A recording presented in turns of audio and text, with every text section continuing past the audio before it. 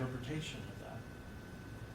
One of the trends that I saw that was interesting as I was talking to people was that there was this reliance, and this is kind of a new thing that happened within, say, past 10 years, is that there was a pushback to rejecting everything that was traditional. And the party recognized that there's so much there within the traditional framework that they realized that they had to revise that. And instead of pushing it away, they actually started to embrace it. And so as I talk with people, you use certain catchwords to get them to open up, to let them know that it wasn't politically sensitive, that we were investigating traditional culture, that the party also wants to maintain and restore. And in that way, you could use that vocabulary and have that kind of celebrated again as something that's packaged as traditional culture, which 10 years prior was just completely taboo. But for the moment, religion is not really backed up by the government, right? They are. Well, it's an atheist, and you have to be registered. But there are different avenues that people can explore as a way to maintain some of those traditional approaches to culture.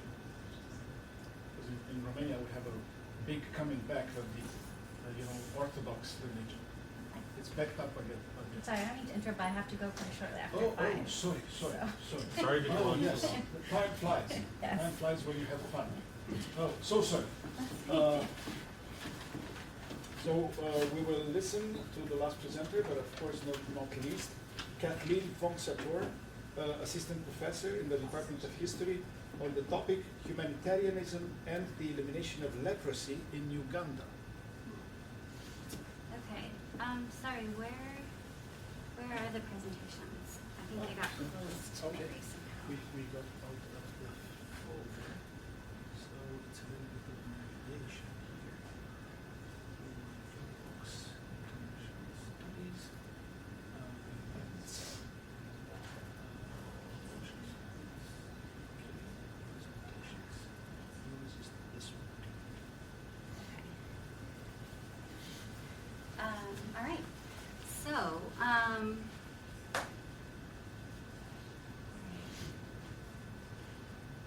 guess I'll just leave it like this because of the issues.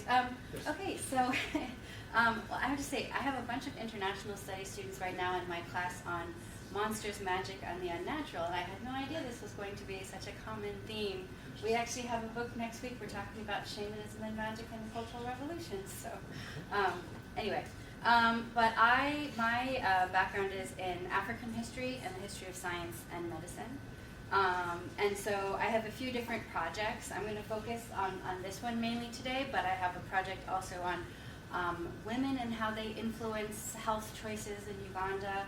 And I also have a project working with a variety of STEM faculty on using humanities to incorporate more diverse and inclusive perspectives, often international, into STEM classes. So I have a few different hats.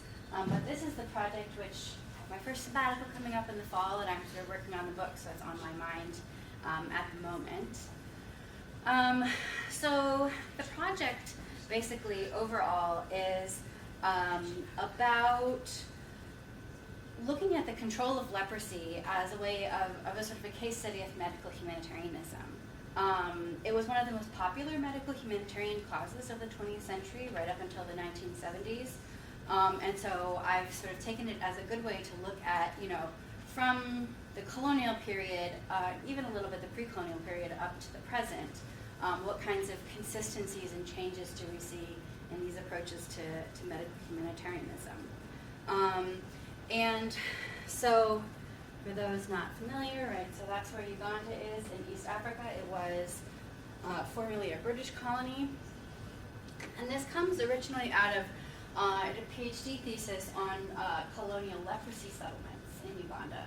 So these are some contemporary photos of different colonial leprosy settlements that are all sort of still standing. Most of them are now hospitals, although one is a school. And so that kind of launched me into the project. And then when I finished my PhD is when I started to investigate a little bit more, well, what happens after colonialism? How do things change after independence? And it turns out things grow in many interesting ways after independence. So the type of way that I do this research, these are all of my main sort of case study sites in Uganda. So these are all places that had a leprosy hospital or a large leprosy unit. And so in all of these places, I did interviews like around them with both people who had had leprosy themselves and also medical staff working with leprosy patients. And then I also collected archives both at these hospitals and other sites like related to them. And one of the fun things about this has been that it's a really, finding resources on this has been truly international because one of the things I'm doing is a lot of humanitarian histories, they start with big organizations like the Red Cross. And so they're starting usually in Europe and then following their trains out to like different projects in different parts of the world. But I take the opposite direction. I'm starting in Uganda on this one issue, and then I follow all the different NGOs and charities right back to where they come from. So in the north is mostly Italian charities. So I spent some time in Italy doing interviews and archives. In the west was French and English, east Irish, English, and Dutch. And then they're also, after World War II, involved a big German leprosy charity came in and got involved. So there's a lot of different organizations from different countries who are both sending funds and also often staff. And so it's been really interesting to get to go and do interviews in all these places and also archives. It's also involved a lot of language learning too, which has been interesting.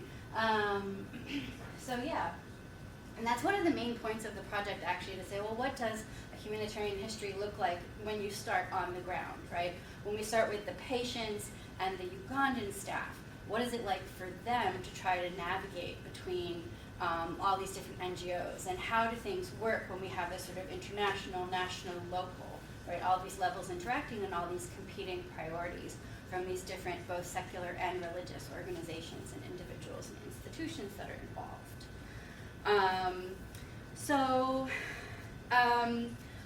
I can learn a lot of different kinds of things from this.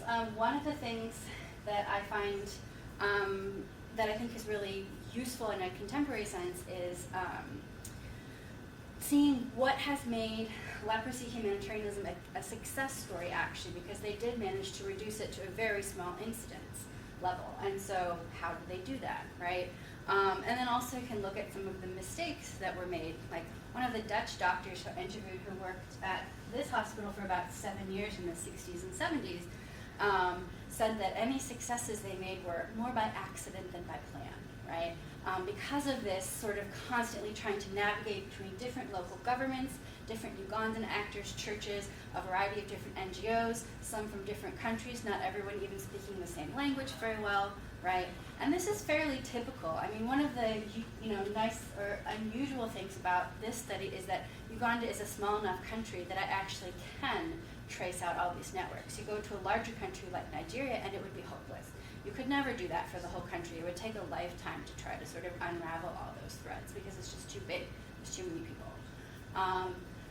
So it's sort of interesting to put together those pieces. And actually, I thought as well I'd speak for a couple of minutes about some of the way the students have been involved in this research as well. Like just now in an IRCA meeting, I have a student who's transcribing interviews. Right now he's transcribing interviews from a German who was working in Uganda as the country representative for his NGO for about the 70s and 80s. And he has so far spent most of the interview talking about the challenges for the Ugandan staff of navigating between all the different requirements and preferences of the different NGOs. But just recently today, he actually the first time started talking about some of the ways that different NGOs from different countries cooperated with each other, which I don't hear that often. So that was kind of nice. And I also have as well other students who work on, for example, I have medical records for several of these hospitals going back to the 1930s. And so I have students who do patient entry, so they put the data into Excel spreadsheets, and then they're anonymized, so we do demographic kind of like studies, right? And we can learn all kinds of different things. Right after this, I'm meeting with a student who, one of the interesting things he's found is that at this particular settlement, there was an incredibly high rate of hookworm. And a lot of people actually got it after they came to the settlement. And this is really interesting because the way that the missions and the settlements kind of presented themselves was as these like bastions of civilization and modernity and everything that was good. And then we see that they have this rate of hookworm, which is associated with cleanliness, right? And and people being well-to-do, and everyone wearing shoes and so forth, like in higher rates than in the local community at this hospital. So the medical records can turn up interesting things. We can also, for example, see things like at this particular leprosy settlement, we know that of all the areas around here that people came from who went there, the highest proportion, the people who were the most likely to be sent to leprosy settlements were those who were working on the sugar plantations here, right? And we can sort of tell that based on where they came from and sort of, doing statistical analyses of that. So there's lots of different sort of pieces of this puzzle that both sort of starting right with the patients, right? Both from the records and from interviews, and going up to the different NGO like headquarters around Europe, especially, sort of put together a bunch of different pieces. So, there's that. Thanks so much. Any questions? Fast. I got a couple minutes. Thank you. I love the idea of the grassroots start your project. Reminds me, I have did a couple. I was pictures of some of the folks I've interviewed, and one of the things that I really like as well. It's just like my favorite picture ever. And they started doing this like outreach program, and I just love it because we tend to think of like Africa as this place where it isn't developed. So I just love the fact that we have all these, right? And I actually got to interview these fellows in particular, right? And so that's been really interesting to follow their perspectives and experiences. Is leprosy a disease that can be prevented by vaccination? No, it cannot be prevented by vaccination, but there is a treatment for it, similar to tuberculosis, so they use the same drugs actually, that depending on the intensity of the bacterial load, you can either be completely healed, like the disease stopped in either 6 months or 12 months. So it's actually like, so far as diseases go, it would not be one that I would be particularly upset to have because it's pretty easy to treat, and there haven't really any cases of antibiotic resistance. They just go back to an old like colonial medicine. So it's really, if you have access to the drugs and you're diagnosed properly, and those are both big ifs these days, anywhere you go, it's actually quite manageable. So speaking of access, how did you, as you were investigating and going into these communities, what was the methodology you used to introduce yourself so that you could actually talk with the people? That's one of the things I really struggled with. It's like, you have to know the right people to get the right types of people to talk to. So I'm curious about that. Yeah, I mean, it's always like, kind of like you just expressed, I mean, a lot of it is just you kind of figure it out on your feet, right, as you go. But like, the very first time I was going out to do interviews, I knew, like, there were these two things. I knew that they had been founded by the Catholic Church, and the Catholic Church took them over. But I didn't know how to get to them. They weren't on any maps. There weren't Google Maps then or anything else, so I had no way of knowing how to get to them. So I literally just like went to the Catholic Church in the nearest like city or town, like big town, and just started knocking on doors. And then they put me in touch, one of the priests put me in touch with the nun who ran the hospital, and then she took me around and introduced me to some of the medical staff. And then a couple years later, the person who was in charge of like leprosy at that hospital took me out to meet these folks, and he had their phone numbers, so he arranged for them to come. And so it's often very ad hoc like that, and quite often mediated by medical staff, who also often do my interviews, which has pros and cons to it as well, because they know all the medical terms, but sometimes I'll ask a question and they'll be like, oh, I know the answer, and then they'll tell me, and I'm like, well, that's not really what I wanted, right? I wanted to know the patient's answer. But yeah, so that kind of following phone calls, cold calls, showing up, It's a lot of work. networks. Yeah. I think for the course of the leprosy, I did about 100 interviews, so it was a pretty big endeavor. But I guess one I got kind of obsessive about. So. What is your plan for the recordings afterwards? The oral history interview? Yeah, the British Library has a digital archive, as do some of the universities in Uganda, and theoretically I have consent to deposit some of these recordings there, But I do worry about that a little bit because I'm often not sure, particularly with less educated people in Uganda, how much they really understand about the implications of something being recorded and posted in that way.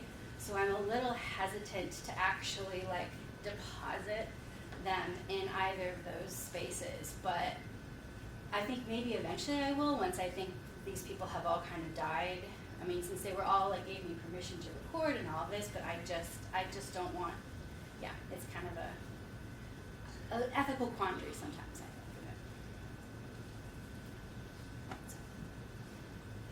Okay, thank you very much. Let's Thank give you. her another round of applause. Interesting topics. And I'm glad that international study students are taking classes with you. Yeah. These are interesting topics. Yeah, it's fun. I have one of your, I suspect, River. She's taking yeah. I think, a bunch of classes. I assume since I know she takes Chinese. Before you leave, should we